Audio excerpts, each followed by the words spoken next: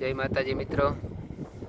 आज આપણે માતાજીના ટાવરમાં લાઇટ ફિટિંગનું કામ આલે તો હું દીપેશભાઈ લાઇટ ફિટ કરીએ અને હવે લગભગ લાઇટ બધી ફિટ થઈ ગઈ છે અને આ છે આપણે દીપેશભાઈ કારીગર। કેમ હો મજામાં દીપેશભાઈ? મજામાં ઓકે બોલ થઈ ગઈ લાઇટો ફિટ? ઓ લાઇટો થઈ ગઈ ફિટ। બાજુમાં આવી છે બીચ। વાહ, લાગતો તો ટાવર સુનો। પછી હું ચડ્યો ટાવર। ટાવર ઉપર કરી લાઇટ ફિટ। વાહ, મેં કીધું કે ટાવર ઉપર લાઇટ ફિટ કરી દીધી। બીજ આવે માણો ક્યારે આવે કઈ નક્કી ના હોય। સાંજે કોઈકનો ચાલુ ભજને ફોન આવે તો એમ આપણે કહેવા થાય કે મંદિર ઉપર ટાવર ઉપર લાઇટો દેખાય ને સીધે જોઈને રસ્તે જે આવે છે ને આપણો કાચું જો ઓલી ગાડી આવે ને એ આપણો મંદિરે રસ્તો આવે છે એ રસ્તે તમે આયલા આવો લાઇટ એને પડ્યા આવો લાઇટ આ દેખાય છે ને લાઇટ ઉપર તમે આયલા આવો એટલે આપણું મંદિર આવી જાય। કોઈ માણસ ભૂલો ન પડે ટૂંકમાં અને લાઇટના અંજવારાથી પોગી જાય મંદિરે। ઓલું છે ને ભજન, ભૂલો રે પડ્યો હંસલો ઉડીને આવ્યો આંગણે, એવું થાય। એટલે કે આમ આખું માણસ હોય ને તો આપણે મંદિરે પહોંચી જાય એમ કે આડો અવરું ના થાય। પાછો વાડી વિસ્તારનો રસ્તો રહ્યો ને અને ઓલી બાજુ આપણે બીજો આશીર્વાદ વાળો રસ્તો જાય છે એટલે માણસ એમાં લોચે ચડે, બીજે લોચે ના ચડે। આમ તો આપણે ટાવર ઉપર ચડીએ એટલે આમ દરિયા કાંઠો દેખાય પણ દરિયા કાંઠાની ખાલી દીવાદાંડી જ દેખાય એમ પછી આમ કોઈ દરિયો ગોતો દરિયો ના આવે ને આમાં શું ઓલા મોય ભાઈ એમ કોમેન્ટ એમ કરે કે તમે દરિયો બોલ્યા પણ દરિયો તો દેખાતો નથી। પણ દરિયો નહીં, દરિયાની દીવાદાંડી દેખાય, દરિયો હવ બાજુમાં આપણે રહી ના આગી ને। હા દીપેશભાઈ આજે લાઇટ ફિટ કરી છે એલઈડી લાઇટ બધી આ છેટ સુધી ઉતરે છે નીચે સુધી ટાવરમાં અને બીજી આ લાઇટ છે। તો દીપેશભાઈ ખૂબ મદદ કરાવે છે, મહેનત કરે છે મંદિરના કામમાં, કોઈ પણ કામમાં। દીપેશભાઈનો ખૂબ ખૂબ આભાર।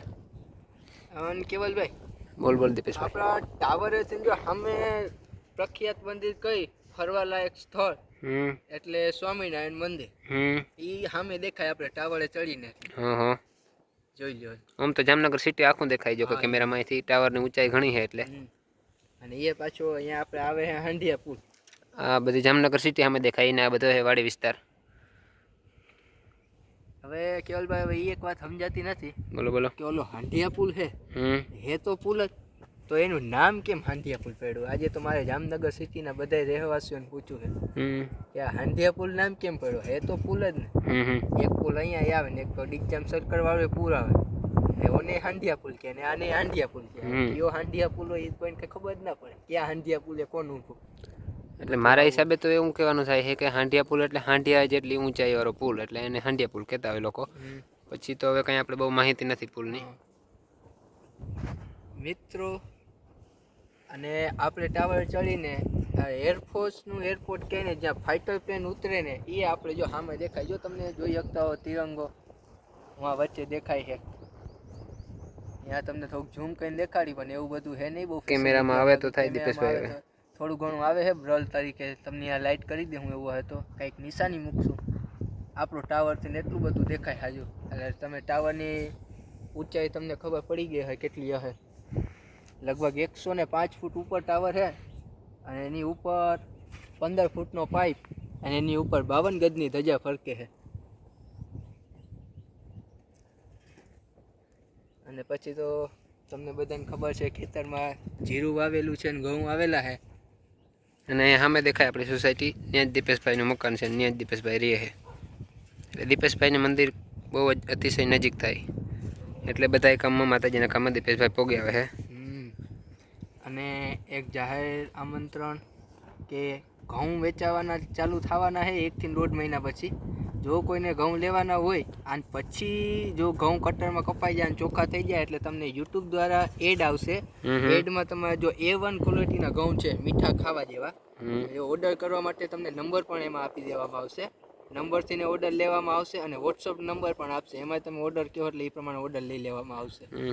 આપણા ઘઉં થોડાક વાર ઓલા દેખાય ને સામે આપણે બધા ઘઉં છે, ઘઉં A1 ક્વોલિટીના ઘઉં છે જેને લેવા હોય એના માટે। એ વળી આગળના વિડીયોમાં આવશે એમાં બતાવી દે હું। હા અત્યારે માટે 105 ફૂટના ઉપર ટાવરે બેઠા છીએ એટલે ત્યાંથી ઘઉં તો હાવ ઝીણા ઝીણા દેખાય, ખબર ના પડે ઘઉં ક્યાં ને જીરું ક્યાં દેખાય। અત્યારે તો માતાજીને મંદિરના ટાવરનો શણગાર કરવા લાઇટો ફિટિંગ કરવા આવેલા છે હું દીપેશભાઈ, તો મને એમ થયું કે દીપેશભાઈ આપણે સેવા આપે મંદિરના કામમાં કોઈ પણ કામમાં, તો આપણે એક વિડીયો ઉતારીને નાખી દઈએ.